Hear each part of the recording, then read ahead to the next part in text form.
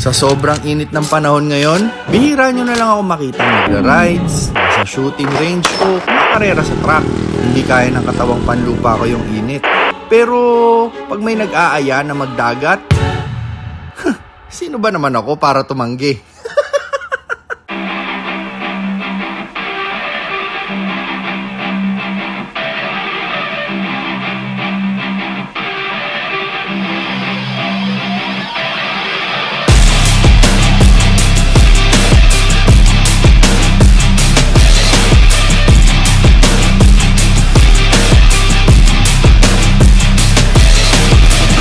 Announce ko lang no, sa mga viewers ni Sir Carl, mga followers ni Sir Carl, that Wiltec now is carrying exclusively the Kawasaki Jet Ski. So bukod tangi si Wiltec ang may hawak ng Kawasaki Jet Ski. So ano advantage yan? Bakit kay Wiltec lang? Siyempre si Wiltec is being backed up or being supported by the Kawasaki Motors Philippines.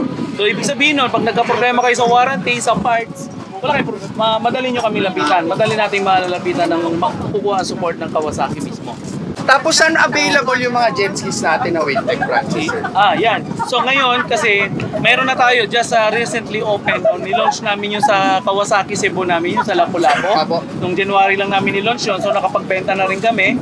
So may mga na-sale na rin kami. So ngayon, continuously selling kami. Tapos I believe sir, magkakaroon tayo ng series na mga test rides. Tama exactly, ba? Tama. So follow nyo na lang ang Wiltec Philippines yes, para sa mga updates on the test rides ng jet ski.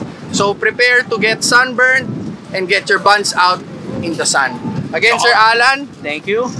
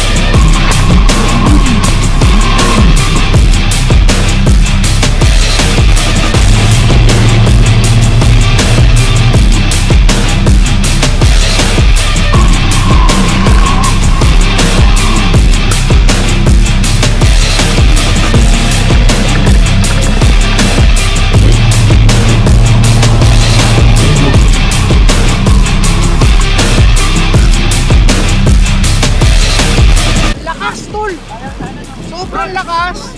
Tapos kahit na ang lakas niya, ang sarap kontrolin. Susunod sa'yo yung jet ski as long as marunong ka. Pero as the saying goes, at lagi kong sinasabi, wag na wag niyong iayabangan yung mga makina kasi paniguradong mas mayabang sila sa inyo. Isa lang masasabi ko, para sa 500,000 difference nung dalawa, sobrang sulit nun. Once again, I'm Boss Carl, and this is Kawasaki Jet Ski Day kasama ng Wiltec. Peace!